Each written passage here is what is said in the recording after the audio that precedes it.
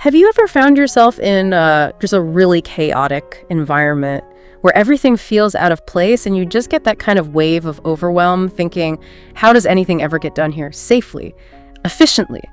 It could be, your own cluttered garage maybe, or perhaps a surprisingly disorganized corner of a busy office. Sure, we've all been there. Right. So what if there was a simple yet incredibly powerful system that could transform that chaos into calm, boost efficiency, and even enhance safety, not just at home, but in places where precision and clarity are absolutely critical, like, say, a hospital. That's the promise, isn't it? Welcome to the Deep Dive, where we cut through the information overload to bring you the most impactful insights. Today, we're taking a deep dive into something called 5S, and specifically how it's, revolutionizing healthcare. It really is making waves. Our guide for this fascinating exploration is the authoritative book, 5S for Healthcare, edited by Thomas L. Jackson. It's honestly a goldmine of practical wisdom that can truly change how you see organizational excellence. It's a fantastic resource. And this deep dive, it's all about understanding the universal concepts and the, practical applications of 5S. Okay. You'll discover how this deceptively simple method, which, it originated in Japanese manufacturing, provides a foundational framework to make any environment, from a bustling operating room to your own workspace, cleaner, safer, more organized, and surprisingly, more satisfying. More satisfying, I like that. We're here to give you those aha moments, showing how seemingly small, consistent changes can lead to monumental improvements in quality, efficiency, and even morale. Okay, so let's unpack this right from the start. The book introduces 5S by connecting it to the prestigious Shingo Prize. The Shingo Prize. Yeah, this award, often dubbed the Nobel Prize of Manufacturing, is specifically given to organizations achieving operational excellence through lean principles. Right, it's a big deal in that world. It immediately signals that 5S isn't some fleeting trend or just a quirky anecdote, right? It's a proven, powerful system for generating significant, measurable impact that has, really stood the test of time. Absolutely. And what's truly fascinating here is how the core concepts from the Japanese manufacturing expert Hiroyuki Hirano's work, 5 Pillars of the Visual Workplace, how they translate so effectively to healthcare.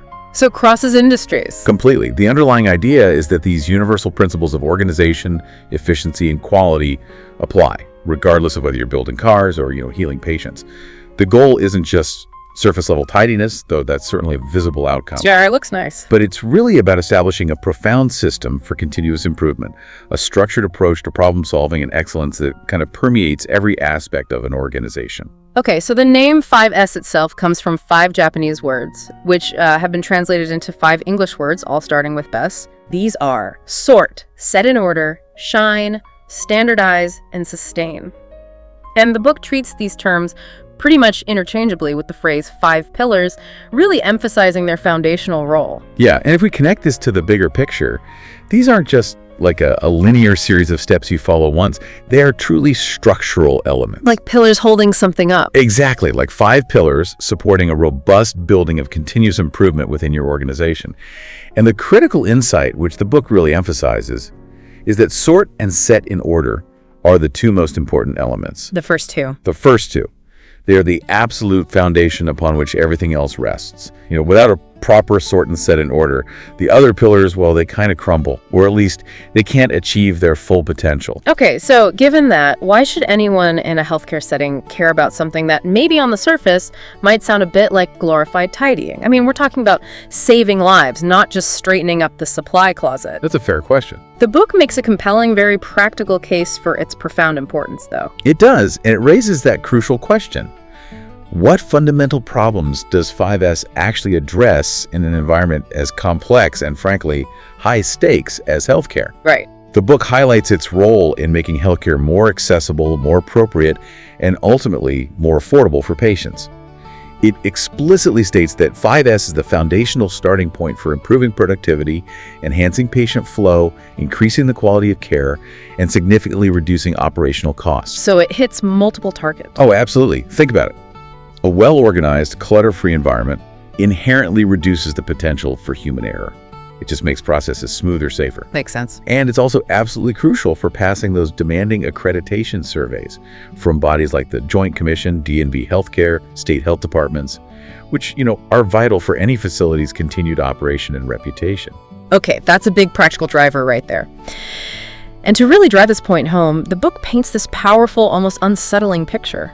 Imagine a healthcare facility where staff not only tolerate disorder, but have maybe even become accustomed to it. Sort of nose blind to the chaos. Exactly. They constantly search, sometimes frantically, for supplies. Equipment is routinely misplaced. You can just visualize the daily frustration, the wasted moments, the potential for error. It's stressful just thinking about it. Yeah. And such a scenario, the book warns, directly leads to this cascade of negative consequences. Like what? Well, it results in far too many clinical defects, long patient wait times that impact care and satisfaction, and critically, low staff morale and productivity. It highlights that the absence of adequately implemented sort and set in order isn't just, an inconvenience. No. It's a systemic failure with direct, measurable impacts on patient care, safety, and the overall business outcomes of the organization. That disorder itself becomes a profound barrier to delivering high-quality care. Wow. Okay, so it sounds like such a clear win. If 5S offers all these incredible benefits and is so foundational, what's holding people back? Why isn't everyone doing this perfectly? The million-dollar question. The book is very upfront and practical about the common types of resistance you'll inevitably encounter when trying to implement 5S. It addresses these elephants in the room head on. Yeah, and it's fascinating how the book categorizes these resistances. It gives them these distinct voices you'll likely recognize if you've ever tried to implement change.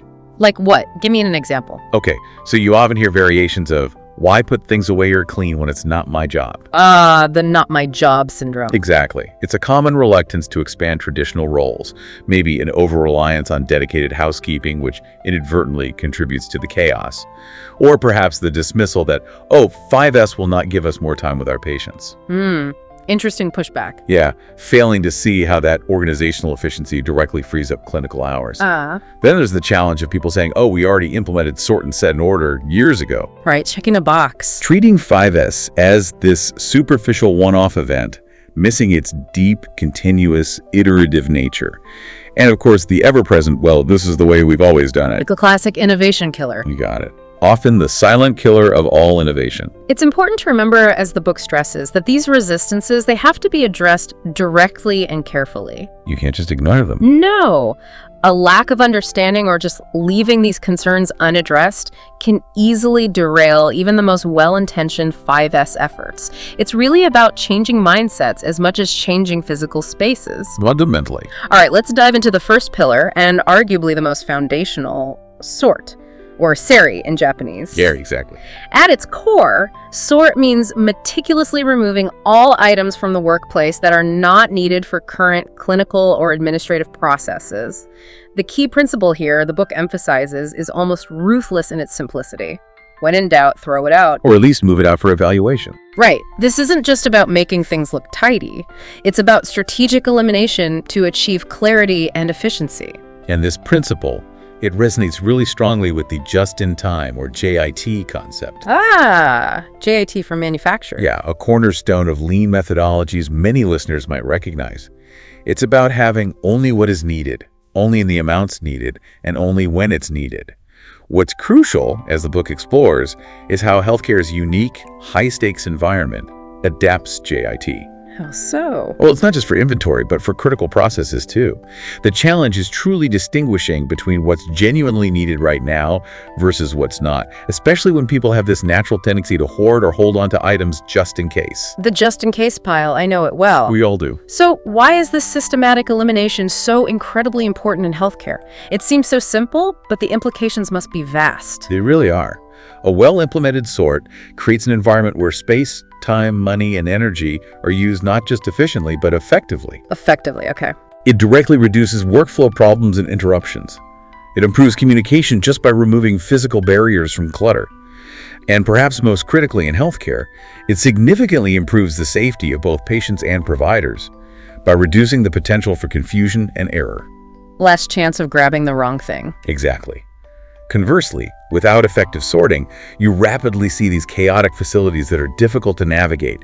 Massive time wasted searching for crucial equipment, medications, supplies. Frantic searching. Yeah, confusion leading to serious clinical and administrative defects, like using the wrong medication. And high costs associated with just maintaining all those unneeded items and the space they take up. Like that image in the book. Oh, that messy pile of laboratory samples shown in the book. That's a clear and immediate sign of a failed sort with potentially dangerous consequences. Yeah. It's a stark visual. It really is. So how do you actually implement this sort pillar in a busy, high-stakes healthcare setting without just guessing what to toss? Or worse, accidentally getting rid of something truly important? Good question. You need a system. The book introduces a brilliant, practical tool for this, the red tag strategy. Yes, the red tag strategy. It's simple, but incredibly powerful as a visual control method. How does it work? You literally attach bright red paper tags to items that need evaluation. Red, of course, is chosen because it immediately catches the eye. It signals attention needed. Okay. And each tag serves as a prompt. It asks 3 crucial questions to guide the decision-making. Is this item needed for current processes? If yes, is it needed in this quantity? And if it's needed, does it need to be located right here, or could it be stored elsewhere more appropriately? So it forces a structured thought process. Precisely.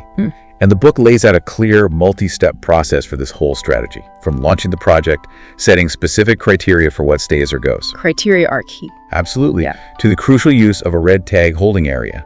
This acts as a kind of safety net for items where the necessity is still uncertain. It gives you an agreed-upon period to observe if the item is truly needed before a final decision is made.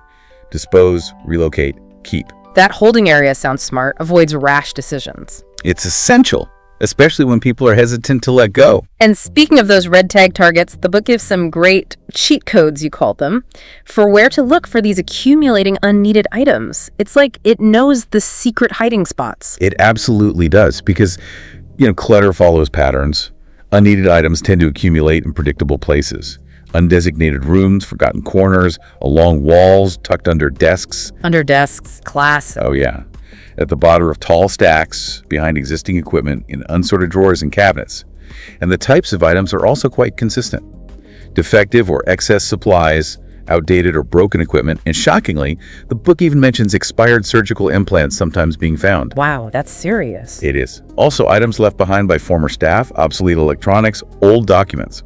As you consider this, you might already be picturing areas in your own workplace where red tagging could start to make a real difference. I definitely am. And a key reminder from the book: always apply 1 red tag per item to avoid confusion during disposal or evaluation. And, critically, don't just tag unneeded items, red tag excess needed items too. Remove anything beyond the absolutely required amount for the current time frame. So it's about precision. It's about precise control, not just general decluttering. Okay, so once you've diligently sorted through everything, using those red tags maybe, and you only have what's truly needed for current processes, the next vital step is set in order, or... Yes, the second pillar. This pillar means arranging those essential items so they're incredibly easy to find and use, and then clearly labeling them so that anyone, even new staff, temporary personnel, can quickly find them, retrieve them, and crucially return them to their proper place. A place for everything, and everything in its place. The classic phrase. And this pillar, as Jackson's book strongly emphasizes, is completely dependent on sort. Absolutely, 100%. Trying to organize unnecessary items is frankly futile. Like rearranging deck chairs on the Titanic, you said. Exactly. Sort and set in order are a tandem. They work best when implemented together, creating this profound and synergistic impact on efficiency and clarity. One without the other is just significantly less effective. Okay. So beyond just achieving a neat appearance, what's the big win here for healthcare? What deep-seated problems does set in order really tackle? Well, set in order directly eliminates many types of wasteful clinical and administrative activities. It fundamentally reduces delays and errors. The book particularly highlights the waste of endless searching for equipment, medications, supplies. That searching time really adds up, I bet. Oh, it's huge. And this waste isn't just frustrating for staff. It costs valuable time that can be spent with patients, and it can critically impact patient outcomes if something isn't found quickly enough. Right.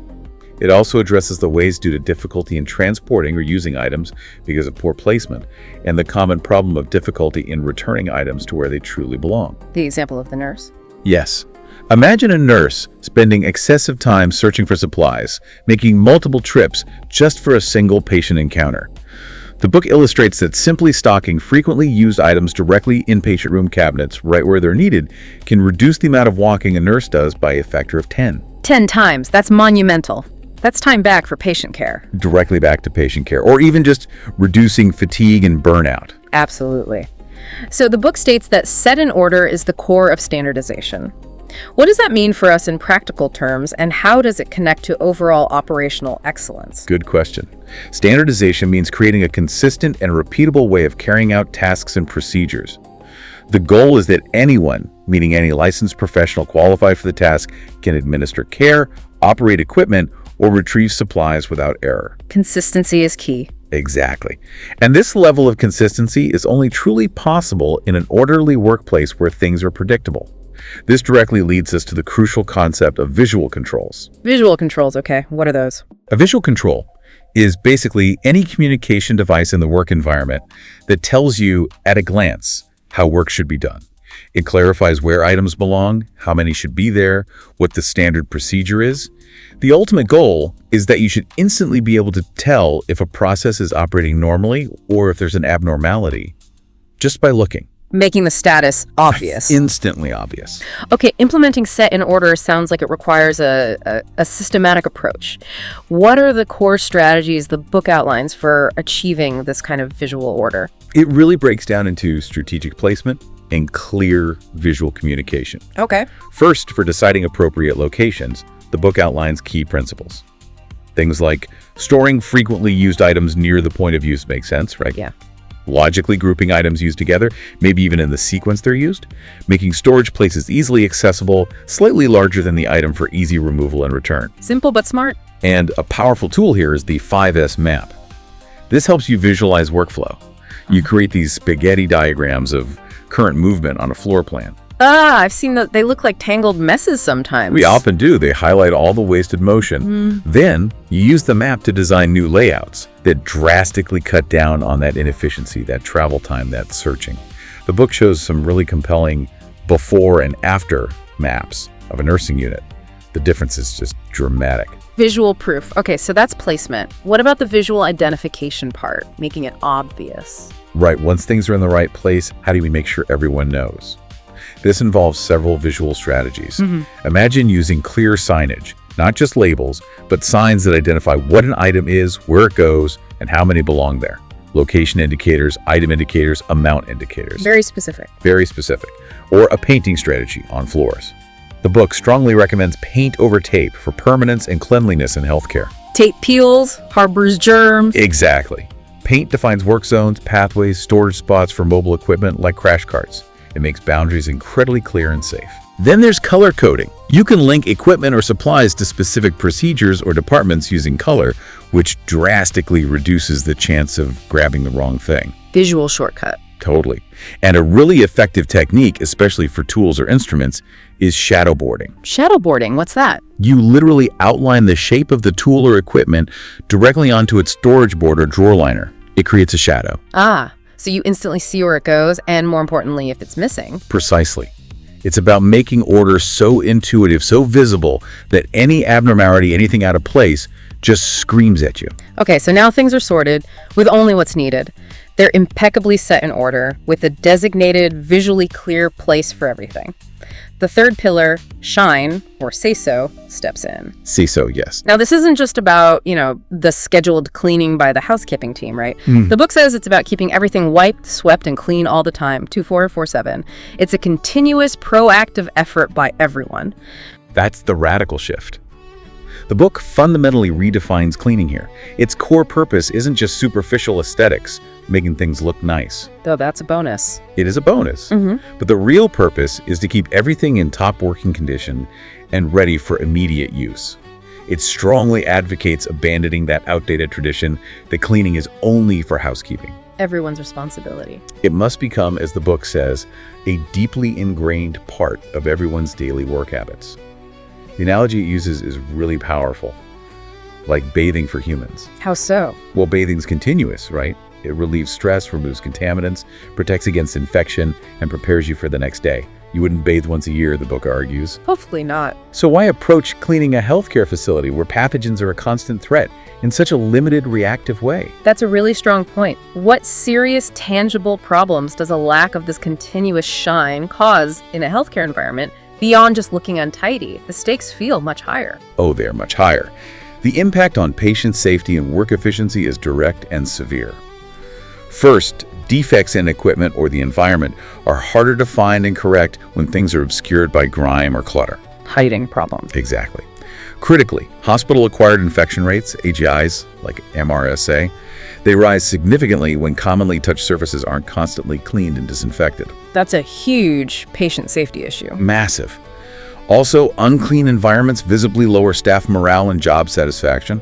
And poorly maintained or unclean equipment can cause breakdowns, operational disruptions, even falls if things are less in walkways. And the book mentions specific touch points. Yes, it identifies critical points of contact for pathogen transmission. Doorknobs, bed rails, chairs, TV remotes, call buttons, IV poles, monitoring equipment, all the things frequently touched by patients, staff, visitors. It reinforces the need for constant vigilance beyond just hand washing. It's pervasive. Now, one point in the book that truly reframes how we think about maintenance, and it really struck me, was the simple statement, cleaning means inspection. That's the aha moment, isn't it? It's profound because it's so simple and true. Cleaning isn't just a separate chore, it's a built-in diagnostic process. How does that work? It's just an inevitable truth. When you engage in the act of cleaning, you simultaneously inspect. Your hands and eyes are on the equipment, the surfaces, the nooks and crannies. You notice things. You can't help but notice if something's loose or worn. Exactly. So once daily cleaning becomes a habitual part of the routine for everyone, systematic inspection procedures can then be formally integrated into that cleaning process. This transforms cleaning into this dual activity of cleaning inspection. Okay. And this makes providers, the people doing the work, much more sensitive to subtle changes, wear and tear, or emerging problems before they escalate into major defects, breakdowns, or safety hazards. The image in the book of a doctor gladly helping with shine perfectly underscores this collective responsibility. Everyone becomes an inspector. I like that. Everyone's an inspector. So how do we actually implement this idea of continuous shine and transform it into cleaning as inspection in a practical way? The text guides us through a structured process. First, you determine shine targets, what specifically needs to be cleaned. Stored items, equipment, the physical space itself. Be specific. Be specific. Then, critically, you determine shine assignments. Who cleans what? And the emphasis here is everyone who uses the space or equipment, not just a dedicated team. Ownership. Yes, ownership. Yeah. The insight is, if you use the space, you own its cleanliness and readiness. Tools like a 5S assignment map visually clarify who is responsible for which specific areas. No area left unassigned. Got it. Then you determine the shine methods, how and when. The book suggests integrating shine activities before the shift, during work, and at the end of the shift, making it a natural part of the rhythm. Not just an afterthought. No. And this leads to techniques like the 5-minute shine, a short, focused burst of cleaning activity. It's amazing what you can accomplish in just 5 dedicated minutes. Keep it manageable. Right. And you need clear standards for how to shine, ensuring consistency. Then you prepare the tools applying set in order to your cleaning supplies themselves. 5S for the 5S tools. Exactly. Make them easy to find, use, and return. And then you start to shine, sweep, wipe, disinfect. But once this daily shine becomes a habit, then comes the inspection part. right, the book outlines how to formalize cleaning inspection. Use detailed checklists, perhaps integrated with the shine schedule, and the key here is to use all your senses to detect abnormal conditions. All senses. Yeah, watch patient movement to identify touch points. Look for slight defects, squeaking wheels, sticky locks, wear, mold, missing items. Listen for unusual sounds. Even smell for problems like mildew or strange odors. Becoming really attuned to the environment. Very attuned. And for any issues found, there are 2 paths. Instant housekeeping, for minor fixes you can do immediately if trained, or requested housekeeping, where you flag larger issues with a tag for formal service, logging it so it doesn't get lost. It ensures nothing falls through the cracks. Okay, we sorted out the unnecessary, set everything essential in perfect order, and established this culture of continuous shine, turning cleaning into an active inspection. Huge progress. It's a transformation. But what good is all that hard work if, 6 months later, it slowly starts to fall apart, things creep back in? The dreaded backslide. Exactly. That's where the 4th pillar, Standardize, or Seketsu, comes in. Jackson's book calls it, very simply, the method you use to maintain the first 3 pillars. It's the sustainability engine, really. Standardize is essentially the outcome you get when sort, set in order, and shine are properly and consistently maintained over time. It's the result of doing the first 3 well. It is. The book uses that great analogy of a well-kept city block to illustrate this. It includes only the needed elements, they're all well laid out and clearly marked, and the entire area is well maintained consistently, day in, day out. Makes sense. Without Standardize, without that deliberate method for maintenance, any hard-won gains from the first 3 pillars will, unfortunately, quickly backslide.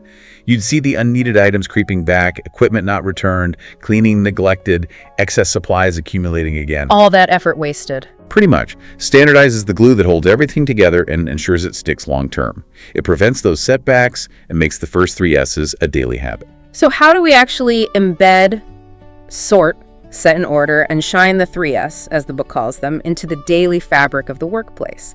How do we make them habitual rather than just occasional big cleaning efforts? The book provides a really clear 3-step process for this. First, it's about assigning 3S responsibilities explicitly.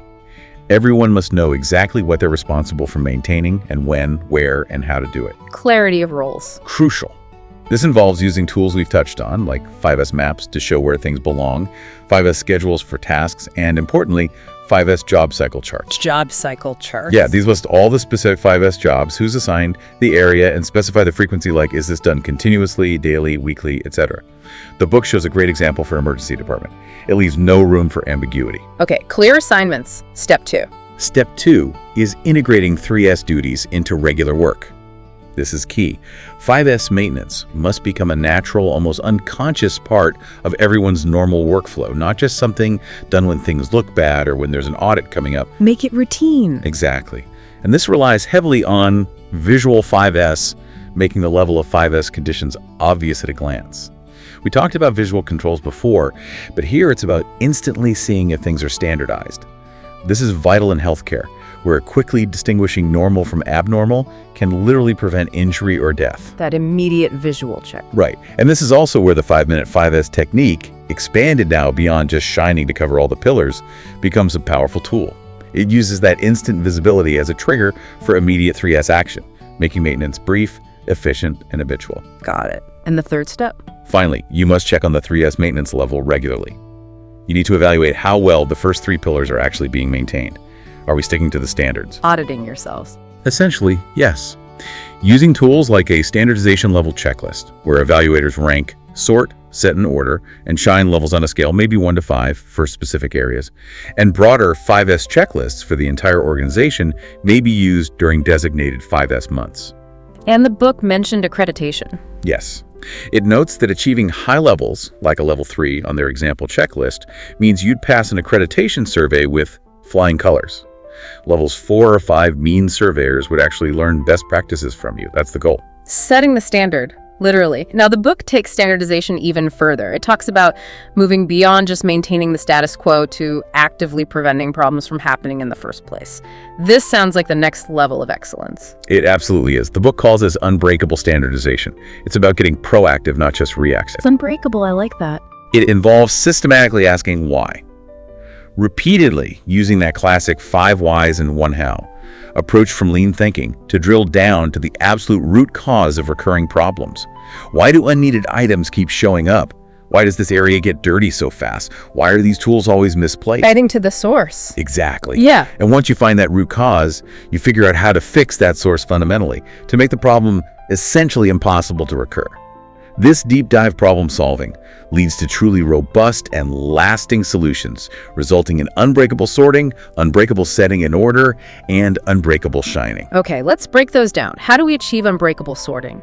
How do we prevent unneeded items from entering the workplace at all, rather than just red tagging them later? This is about controlling the inflow. It's preventive sort procedures. The goal is true just-in-time adapted for healthcare, procuring and storing items only when, where, and in the precise amounts needed for the very near future. Tighter inventory control. Much tighter. For example, maybe only receiving specific supplies required for procedures already scheduled for that day or the next, or arranging for frequent small deliveries from suppliers instead of ordering huge stockpiles that sit around, expire, or get damaged. Makes sense. This eliminates not only the obvious storage costs, but also reduces misidentification errors and potentially catastrophic clinical defects from using expired or incorrect items that were hidden in that big stockpile. Okay, that's unbreakable sorting. What about unbreakable setting in order? How do we make it virtually impossible for things to get put in the wrong place or get mixed up? 2 levels here. First, you make it difficult for things to get mixed up through really strong visual controls and discipline. The book's example of a mistake-proof rack for laboratory samples is perfect. Tell me about that. Instead of tossing all sample tubes collected on a floor into one big bin where they could easily get mixed up, this rack had specific numbered slots corresponding to patient room numbers. Yeah. You literally couldn't put a sample in the wrong place easily. It forces order. Brilliant. Mistake proofing. It's exactly poke-yoke. But second, and ideally, you aim to make it impossible by eliminating the need to return items to a central storage location at all. Eliminating the return step. How? This involves 3 key techniques. First is kitting. We mentioned it briefly. Pre-assembling all the necessary equipment and supplies into a ready-to-go kit for a specific procedure. Think of a blood draw kit or a central line insertion kit. Everything needed is right there, prepped. It eliminates searching and retrieving individual items. Saves a ton of time. Huge time saver, frees up providers. Second is incorporation. This means integrating storage directly into the process flow so items are stored right where they're used and don't need to be returned to some distant central supply room. Like the cabinet example. Precisely. The book shows a supply cabinet right inside a post-operative acute care unit, restocked daily based on usage. It eliminated literally thousands of miles of walking for nurses each year, giving them more time at the bedside. Amazing. And the third technique? The ultimate level is use elimination. Can you serve the function of a tool without using the tool itself in the traditional way? How would you do that? 2 ways mentioned. Tool unification, combining the functions of 2 or more tools into one device. Think of a modern EKG monitor that also includes pulse oximetry and blood pressure monitoring. Fewer devices to manage.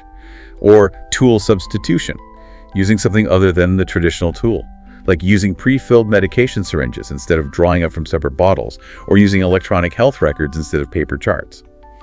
Eliminating the tool eliminates the need to sort, set in order, or shine it. Very clever. Okay, finally, unbreakable shining or preventive shine methods. How do we prevent contamination or dirt from happening in the first place rather than just cleaning it up constantly? Again, it's about root cause analysis using the 5 whys. Why does this area get contaminated? Where's the dirt or contaminant actually coming from? The closer you get to the source of the contamination, the more effectively you can prevent it from spreading or even occurring. Find the source, stop it there. Exactly. The book provides some brilliant, simple examples, like nail clippers, designed with a little compartment to contain the clippings instead of letting them scatter everywhere. Preventing the mess. Right. Or another great one, individually wrapped coffee stirring sticks in a hospital waiting room. Why? Because shared unwrapped sticks in a cup are a potential vector for pathogen transmission from multiple hands dipping in. The wrapped sticks prevent that contamination at the source. It's about designing out the problem. Fundamentally, designing out the problem at its source. That's the essence of unbreakable standardization, especially crucial for infection control in healthcare. All right, we've sorted, set in order, shined, and standardized, even to the point of making things unbreakable. We've built this incredible framework for excellence, fundamentally transforming the environment. It's a huge accomplishment to get that far. It is, but as the book clearly states, none of it ultimately matters if you can't sustain it. What does this final pillar, Shitsuke, truly mean? Sustain means making a habit of properly maintaining correct 5S procedures over the long haul. It's about embedding it into the culture. The book calls this the most challenging pillar, precisely because it's about commitment. It's intangible. It really is. It lives in people's hearts and minds, as the book says, and its presence is only evident through consistent behavior over time. It's like trying to stick to an exercise program or a healthy diet. The initial enthusiasm fades. Exactly. External forces, organizational inertia, competing priorities, they constantly challenge that commitment, threatening to unravel even the best laid 5S plans. Without sustain, the first 4 pillars, sadly, can quickly deteriorate. Unneeded items pile up again, equipment isn't returned, cleaning gets neglected, instant housekeeping stops happening, Always get cluttered again. hallways get obstructed, and inevitably morale drops as people see things sliding back. Sustain is that perpetual effort required to fight against entropy, against things naturally falling back into disarray. Okay, so why should anyone, after all that effort in the first 4 S's, commit to this ongoing hard work of sustaining 5S? What are the rewards for you, the individual working in that healthcare setting? Why keep it up? That's the key question for motivation. The book powerfully emphasizes that commitment truly comes and lasts when the rewards of maintaining 5S genuinely outweigh the effort required. What are those rewards? For you, the individual provider or staff member, the rewards are substantial and directly impact your daily work life. A more pleasant and significantly less stressful workplace. Increased job satisfaction because things just work better. Easier and clearer communication with colleagues because the environment supports it. Greater work efficiency and higher quality of care delivery, and not insignificantly, significantly reduced stress during those demanding accreditation surveys. Peace of mind during survey week. Absolutely. It's really an investment of ongoing time and effort that yields substantial personal and organizational returns. It just makes your daily work life fundamentally better, safer, and more effective. It sounds like sustainment isn't just about sheer individual willpower, though. It's about creating an environment, a system that actively supports it.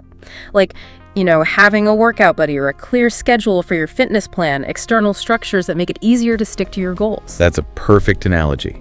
The book identifies crucial conditions or structures that are necessary to foster this long-term commitment. It's not just hoping people will stay motivated. What are these structures? They include things like awareness, ensuring everyone truly understands why 5S is vital for safety, quality, and their own work. Dedicated time built into work schedules for 5S activities. It can't be an if I get around to it thing. Clear structure, meaning defined processes for how and when 5S is implemented and maintained. Active support from all levels of management acknowledgement. Leadership by example, providing necessary resources. Tangible and intangible rewards and recognition for individual and team efforts. And finally, trying to create genuine satisfaction and excitement around 5S, fostering an enthusiasm that can spread organically, making it feel like a shared win. So it really is a shared responsibility then. Both management and individual staff play critical roles in making 5S last. They absolutely do. It has to be a partnership. Management's role involves consistently educating staff, creating empowered teams, actually giving frontline staff the authority to make changes in their areas, providing that dedicated time and the resources needed, acknowledging efforts publicly, encouraging creativity, setting up reward systems, and crucially, being visibly present in the workplace to observe the work and lead by example, showing they care. And what about our role? The listener's role as an individual staff member? Your role is equally vital. It's about continuing to learn about 5S and related improvement methods, educating your peers, sharing what you know, maintaining enthusiasm and promoting the efforts within your team. And most importantly, taking personal initiative in applying 5S daily in your own workspace, contributing creative ideas for improvement, and not being afraid to ask for support when you need it. The book's image capturing the enthusiasm for 5S implementation really shows this spirit of shared ownership and proactive engagement. Okay, makes sense. And what are the concrete tools or techniques that organizations can use to actively foster and promote this crucial pillar of sustainment? How do you keep it alive and visible? The book provides a great list of practical promotional tools. And these are just, feel-good activities. They're vital communication mechanisms for maintaining visibility, celebrating wins, and fostering that ongoing sense of shared ownership and progress. Like what? Things like catchy 5S slogans, maybe developed by staff themselves to create memorable themes for campaigns. 5S posters, strategically placed to display slogans, current activities, results, and status updates. Powerful 5S photo exhibits and storyboards showcasing dramatic before and after transformations visuals are incredibly effective at communicating impact. Seeing is believing. Absolutely. Right. Regular internal 5S newsletters or bulletin board sections to keep activities and conditions top of mind. Using 5S maps, not just for layout, but hanging them in central locations with suggestion cards attached, encouraging ongoing employee involvement and identifying further improvement. Keeping the ideas flowing. Exactly. Providing 5S pocket manuals, small, easy reference guides with 5S essentials for all staff. Organizing 5S department tours, where successful departments serve as models and share their lessons learned. and holding periodic 5S months, designating maybe 4 months annually for intensive activities, seminars, friendly contests, maybe even field trips to other successful sites, all designed to reignite enthusiasm and drive continuous improvement momentum. It's about keeping it fresh and engaging. #outward out. Wow. We have really taken a comprehensive deep dive into the 5S method sort: set in order, shine, standardize, and sustain. We've revealed how this seemingly simple yet incredibly powerful system initially from manufacturing is fundamentally transforming healthcare environments. It really is a foundational shift. It's truly a journey from chaos to control, from clutter to clarity, with just profound benefits for patients and providers alike. And what really stands out here, I think, is that 5S isn't just a set of techniques for an organization to adopt from the top down. It's a fundamental mindset shift. A way of seeing. Exactly. It equips you, the individual listener, with a robust framework to actively look for waste, improve safety, and foster efficiency in any environment you find yourself in, work or home. You now have a practical toolkit to not just observe problems passively, but to systematically approach their resolution and implement lasting change. That's really empowering. And the book emphasizes starting small, maybe in your personal life, to practice 5S, even just reorganizing a single shelf or drawer in, say, 5 or 10-minute bursts. Build the muscle. Right. So I leave you with this thought. If simply applying the sort principle to a single messy drawer in your desk can uncover surprising efficiencies and maybe just a little unexpected calm, imagine the ripple effect if you were to commit to integrating just one element of unbreakable standardization into your daily life. Like what? Maybe kitting your morning routine, laying out clothes, coffee supplies, work bag the night before to eliminate that frantic searching. Or applying preventive shine to your car regular cleaning that forces you to notice small issues like tire wear or strange noises before they become big problems. What unseen benefits, what unexpected moments of calm, what new levels of readiness are waiting to be uncovered just by applying these principles systematically? That's a great challenge. Start small, experiment, and notice the impact. The changes you make, however small they seem, can be incredibly empowering and build momentum. If you're curious to learn more and dive even deeper, Where should people look? the book points to some excellent resources like the Lean blog, the Mistake Proofing Center website, and of course, numerous other books on lean healthcare. They offer clear pathways for deeper exploration into this fascinating world of operational excellence and continuous improvement. It's a journey worth taking. If you enjoyed this audiobook summary, please take a moment to hit the like button, share this video, and subscribe to our channel. Your support is what helps us create more great content.